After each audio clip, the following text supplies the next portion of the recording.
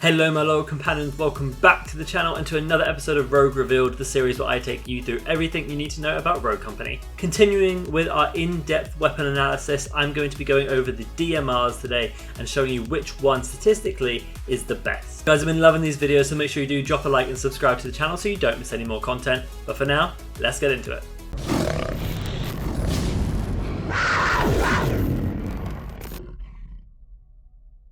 Now the DMRs are an interesting one because they tend to have very high damage, low fire rates, but really good range to be effective at. The DMRs in the game include the Devotion, which is Dallas's DMR, the Mamba, which is shared between Saint and Dima, Arren L2-12, which is actually Phantom's other weapon, not that anyone uses it because everyone wants to snipe with her, the D3DI, which is Talon's DMR, and then the MXR, which is Trench's DMR. So then here are the damage profiles. If we have a look, the Devotion actually has the highest damage out of all of them by quite a considerable amount, followed closely by the Mamba, kind of. The Mamba is a little bit of a weird one because whereas all of these are single shot DMRs, this is a 3-round burst DMR. So what I've done is I've taken the damage of one bullet and then also shown you the damage if you were to hit all 3 in the same burst, which realistically you should because they are very much on the same line. There isn't a lot of kick with the actual burst of the 3 rounds, and they're pretty come up pretty quickly as well. In third place for damage then comes the D3DI, then the MXR, and then the Arren L2-12. In terms of range, the D3DI actually wins in range with this 49 meters at the longest range of 47. However, there is a strange discrepancy here where all the other DMRs, the range drop-offs are 10 meters apart.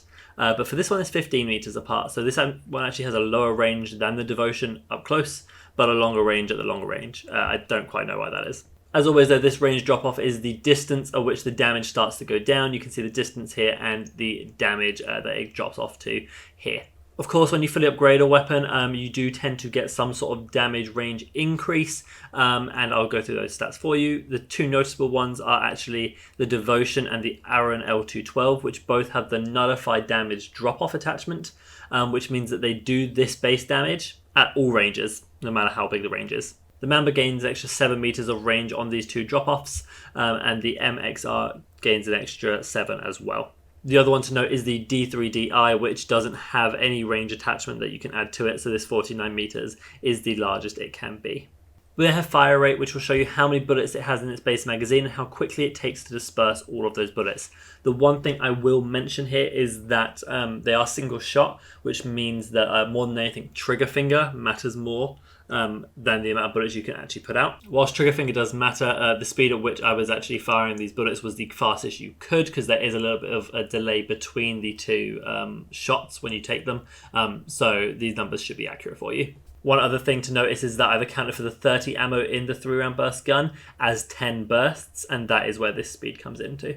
From those numbers, I've been able to find the time to kill from each gun, going from the lowest time to kill, which is hitting all headshots at the closest range, to the highest time to kill, which is hitting all body shots at the furthest range. I've accounted for that with both 100 base health and 125 health, which is with armor. Included also in these numbers is the amount of shots it actually takes to deal that damage. The single shot speed here is another version of fire rate. It tells you how quickly one bullet comes out of the gun, and that is what these numbers are based off here. From here, what we see is the Arren L2-12 has the fastest fire rate, then followed by the MXR. This is then followed by the D3DI closely in front of the Mamba, and then the Devotion comes in last by quite a ways. When we get into armor, the Arren still remains the fastest, but then it's closely followed by the Mamba, then the MXR, then the Devotion actually, but then the D3DI is the worst time to kill at the range. This is a good overview of all the different ranges of damage that you can get and all the different ranges of time to kill from lowest to highest,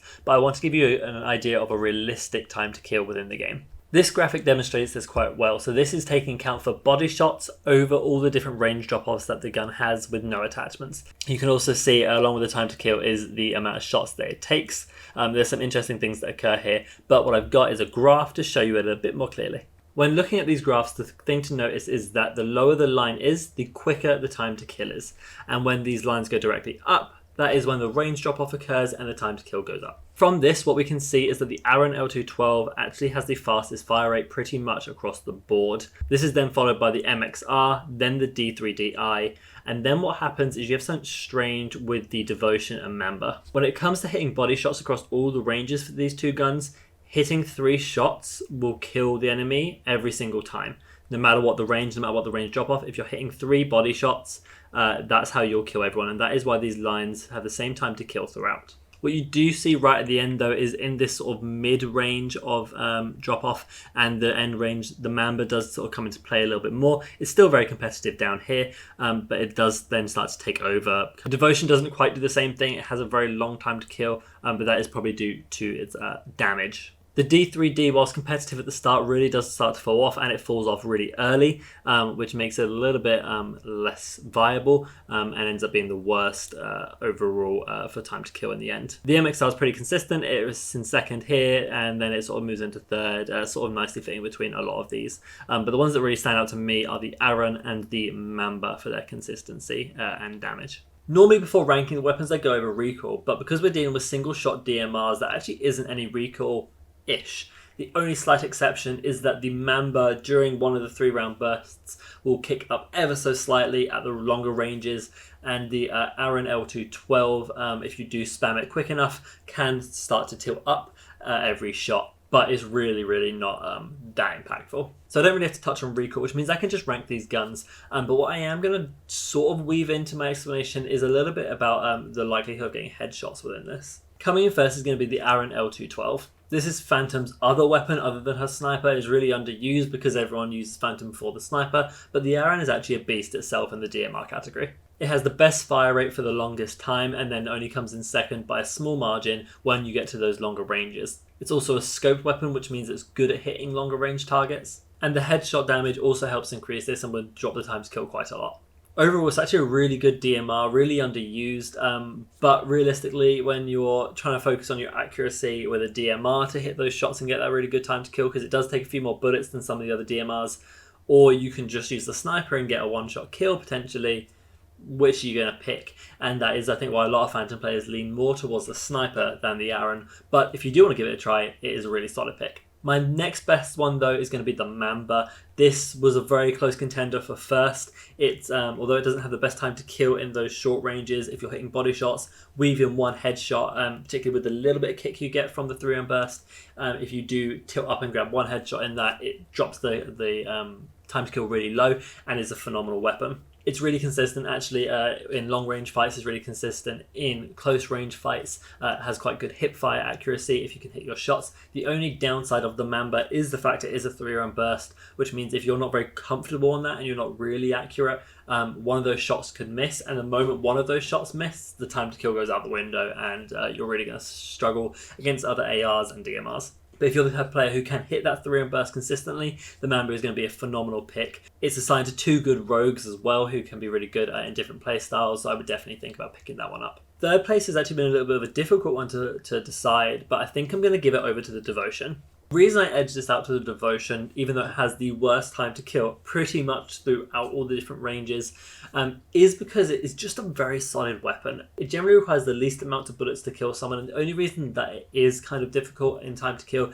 is because the amount of time between the shots is quite long. If you're a good Dallas player to use this, and you can weave your shots in between cover, or you can hit just one headshot anywhere within that, you are going to destroy the enemies no matter what. One headshot and that time to kill goes down really far, and you'll be able to be competitive with any gun in the game. You just got to get those 2 or 3 shots off fast enough to get the kills. Coming in fourth then, just narrowly, is the MXR. This is a good gun with a good fire rate and is actually quite useful at hip fire, at least that's how I play it in some instances. Whilst it is consistent, it is really just a bit more of a lackluster version of the Arren. It requires the same amount of bullets as the Arren but does less damage, it has a slower fire rate, and it's just not as useful, it's not scoped. It is a good weapon on trench though, and is generally my go-to if I know I'm holding a long line of sight. If you weave in headshots, again, really with all these DMRs, if you can weave in a few headshots, everything becomes a lot closer. But in terms of just body shots, then this one is just, it's not quite there. It's consistent, but not quite on par.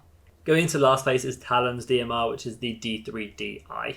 Now, when I was going over the statistics, this is quite a shock for me because I actually really like playing with this weapon. The problem is that whilst it's competitive at those closer ranges, it really falls off quickly and then it requires just too many shots to be useful. As a weapon, it's fine, but compared to the other DMRs, it's just not on point, particularly not with the Arren or the Mamba. They just are really much better than it. Okay then guys, that takes us to the end of the video, and I do hope you enjoyed. If you did, make sure you leave a like on the video and subscribe to the channel. You can also come follow me on twitch.tv/RadTharGaming to see live game commentaries, and my Discord is now live, so you can come join that, be part of the community, and if I'm playing games with viewers, I'm going to drag people in from there. Other than that guys, I hope you have a fantastic day, and remember, be loyal, be brave, be relentless, and I'll see you in the next video.